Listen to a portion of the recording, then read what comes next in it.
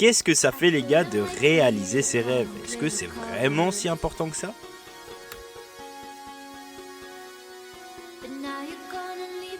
Salut les gars, bon quand je tourne ça, on est à J-1 semaine avant le voyage au Japon. Si tu me connais pas, que t'as cliqué sur la vidéo, moi c'est Tini, je suis un artiste de 20 ans qui rêve d'aller au Japon, sûrement comme toi, sûrement à cause des mangas, des animés, mais pour une autre raison vraiment importante, c'est que avant que je puisse vivre du dessin, quand j'allais vraiment pas bien mentalement, j'essayais toujours de me raccrocher à cette vision de moi qui marchait dans les rues de Tokyo la nuit, tout en me disant qu'un jour j'y arriverai. Pour moi, le voyage au Japon, c'est vraiment la réussite, la liberté. C'est pour ça que c'est encore plus de valeur à mes yeux. Alors si je fais ce vlog, outre le fait de te partager les aventures que je vais vivre, c'est surtout pour te montrer que c'est possible. Dis-moi si je me trompe, mais c'est mon avis, j'ai l'impression que dans cette société, quand tu choisis de devenir artiste, on te met directement l'étiquette que tu seras fauché. Et pour moi, ça c'est le pire truc possible. Là, je vais sûrement préparer un peu le planning, j'ai déjà acheté les billets et tout, faut juste que je me renseigne pour les trains. Mais bon, on va vraiment aller en full légende, j'ai pas trop envie de préparer non plus, j'aime bien vraiment aller à l'aventure. Du coup là, on est à la rue, on se retrouve sûrement 24 heures avant le vol. Bon, salut la famille, on a fait un petit saut dans le temps, on se retrouve moins de 24 heures, allez fais le focus, moins de 24 heures avant le vol. On démarre du coup vers midi, il est 23 heures presque minuit. Alors là je suis en train de cook une minia, je finis ça, j'ai encore quelques petits trucs à finir. La vidéo est normalement déjà sortie pour vous, j'espère elle vous a plu, j'espère elle a fonctionné un peu quand même, ainsi je serai content.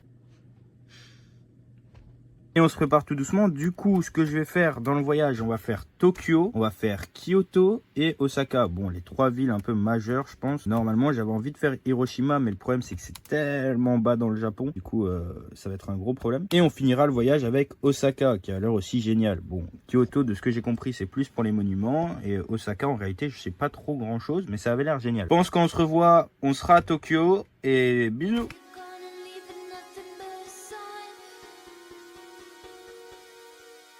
Là j'arrive à Tokyo et les gars honnêtement j'ai qu'un seul truc en tête. Est-ce que cette ville elle va me décevoir comme ce qu'on peut voir par exemple sur les réseaux sociaux, ou alors est-ce qu'elle a le potentiel de changer ma vie?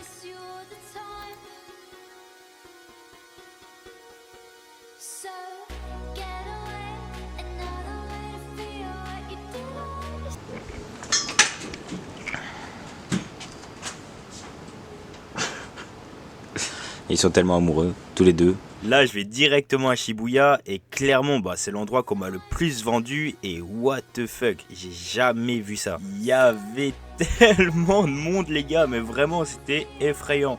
Mais sinon, c'était incroyable Shibuya. Genre, je pense que c'est vraiment à faire au moins une fois dans sa vie.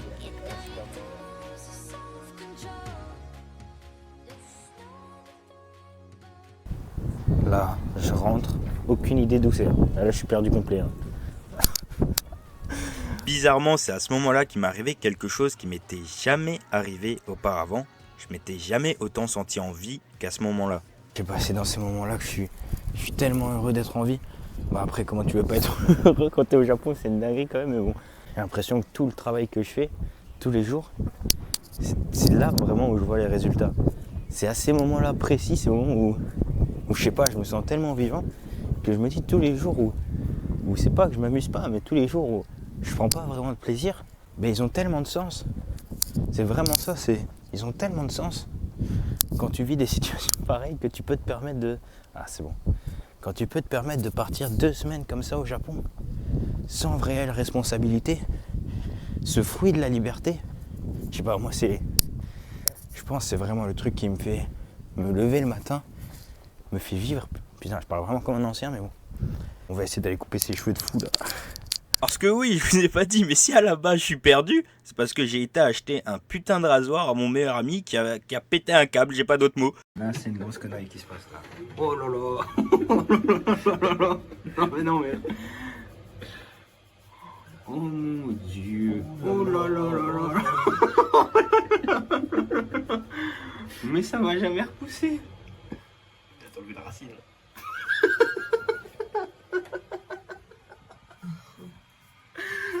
On les coupe pas, on les arrache. Oh là là. Ouais, ça marche là, tout doucement.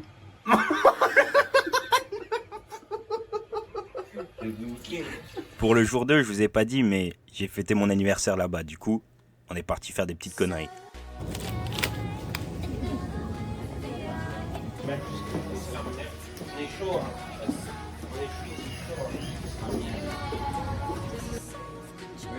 The remote song. No, for the volume. Ok. Écoute-moi.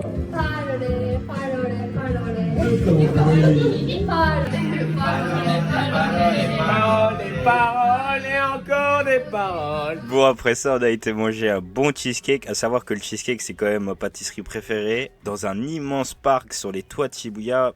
J'ai no joke, c'était incroyable. À ce moment-là du voyage, c'était parfait. Jusqu'à ce que j'aille à Kyoto.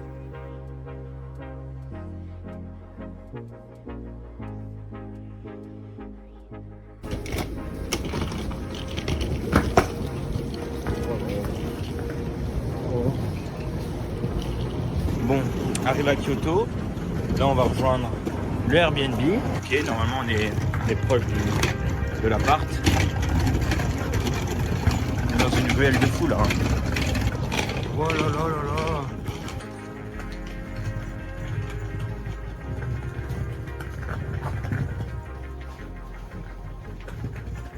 Ici on ne fait pas de bruit, car il faut respecter. Ok, du coup, deuxième Airbnb. Bon, je vais pas parler fort parce qu'après on va m'attraper, après je vais mourir. Alors, on est dans la tradition. Oh putain, comment ça s'ouvre? What the fuck? Oh là là, première chambre, très belle. Alors, ça sent bon. Ensuite, on a la pièce principale, le salon. Beau salon. Oh là là là là là là. Le redneck installé. C'est pas un redneck. Oh là là, nos passeports, petite cuisine, puis là c'est la partie intéressante. On passe ici, voilà on est vraiment, mais à l'ancienne quoi. Hop là, douche de fou, miroir de malade. Wow, wow, wow. Regarde, ils nous donné de la nourriture pour chat, des trucs de fou. Puis on a des vélos, trucs de fou. Truc de fou. Oh, je vais foncer dans un truc. Jusqu'ici, c'est encore très bien. Mais le problème, c'est quand on est arrivé au temple. En fait, le problème à Kyoto, et ça je le savais pas vraiment à ce moment-là, c'est que les locaux, ils sont pas comme à Tokyo. De ce que j'ai remarqué, le tourisme, c'est beaucoup moins apprécié. Du coup, de ce que j'ai ressenti, t'es vraiment vu comme un singe. Et comme je participais à ça encore plus, vu que je faisais le vlog, je filmais partout. Putain, je participe tellement à ça. Ça m'a mis dans une ambiance chaude, tu vois. Surtout que ces monuments-là, je me dis que pour les locaux, bah ça doit être chiant de voir toujours plein de touristes. Genre vraiment, je veux pas faire l'américain, mais c'était effrayant le nombre de personnes. Effrayant, vraiment. Et du coup, je suis rapidement parti pour la dernière destination de ce voyage, en route pour la ville dont je connais rien, Osaka.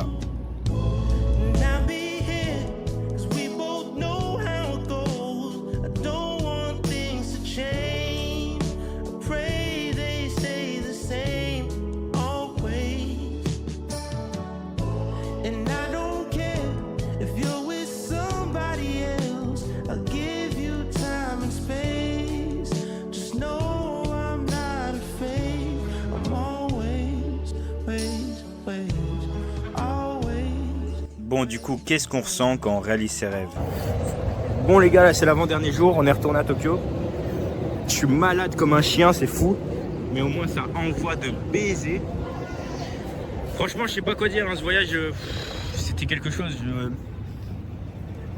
Je suis anesthésié, franchement les gars, je pense là je suis monté à 42 température. Mais bon, tranquille, c'est pas grave. On profite le dernier jour. Je pense notre jour, je suis monté à 39. Hein. 39 ou 40. Mais happens, pas grave, je vais rien y faire. Là je marche. Franchement, quand je vous dis vraiment que c'était mon rêve de venir ici, et genre que j'ai l'impression que c'était impossible. Enfin, je le voyais tellement loin, à quel point quand il y a le petit truc qui fonctionne, tout va super vite. Si vous êtes là, vous n'avez pas de résultat. Peut-être je spamme avec ça, mais vous n'avez pas de résultat, vous voyez pas les efforts que vous mettez. Juste les gars, faites-vous confiance. Moi, c'était le truc qui m'empêchait de dormir, c'était en mode est-ce que je suis sur la bonne route? Est-ce que je fais pas de la merde? J'ai quand même arrêté l'école, j'avais la pression des parents, tu vois. Et vraiment le fait de se dire tout le monde me dit que je fais de la merde, et mais est-ce que c'est pas réel? C'est pour ça les gars, si vous arrivez à le voir, moi c'était vraiment la vision, le fait de pouvoir le voir, de pouvoir la nuit rêver de cette vue, genre les gars je vais pleurer, pouvoir rêver de cette vue, et de me dire putain, d'une façon ou d'une autre, je serai là. Si c'est pas avec le dessin, enfin tu vois, c'est beaucoup plus profond que ça. C'était... Franchement, je sais même pas pourquoi le Japon c'est mon rêve. Si je devrais me remettre en question. Mais au final, ça l'est, tu vois. Et je suis content de l'avoir accompli, mais c'est une phrase de fou ce que je veux dire. Mais là, je suis tellement vide. Et les gars, moi, c'est pas pour vous dire faire le mec qui est parti de rien, qui était pauvre et tout. Mais vraiment, j'étais pas dans une situation très facile. Et c'est cette vue, tu vois, c'est de me dire qu'un jour je serai là qui m'a vraiment poussé à tous les jours tout donner. Essayer de m'améliorer en dessin le plus vite possible, le mieux possible, le plus efficacement possible. Pour un jour, grâce à mon art, pouvoir vivre les rêves que je veux. Genre, ça fait super égocentrique de se dire, moi je vais devenir un des meilleurs dessinateurs de ma génération. Ça, tu vois, c'est beaucoup plus concret. On pourra jamais dire que je suis le meilleur dessinateur de ma génération, vu que c'est un peu un truc de branleur. Et c'est pour ça que ça me remet quand même beaucoup en question. Et je trouve que j'ai beaucoup évolué là-dessus, sur le fait de se dire, mais qu'est-ce que je veux réellement? Est-ce que je veux vraiment devenir genre le dieu en dessin, ou alors je veux juste au moins qu'on me catégorise comme quelqu'un qui fait partie des meilleurs. Genre j'ai vraiment eu le... Putain, je sais pas si ça fait bateau. J'ai vraiment eu le sentiment de me dire, putain, j'ai plus envie de poursuivre un rêve auquel je serai jamais satisfait. Je veux juste qu'on pense que je fais partie des meilleurs, c'est tout.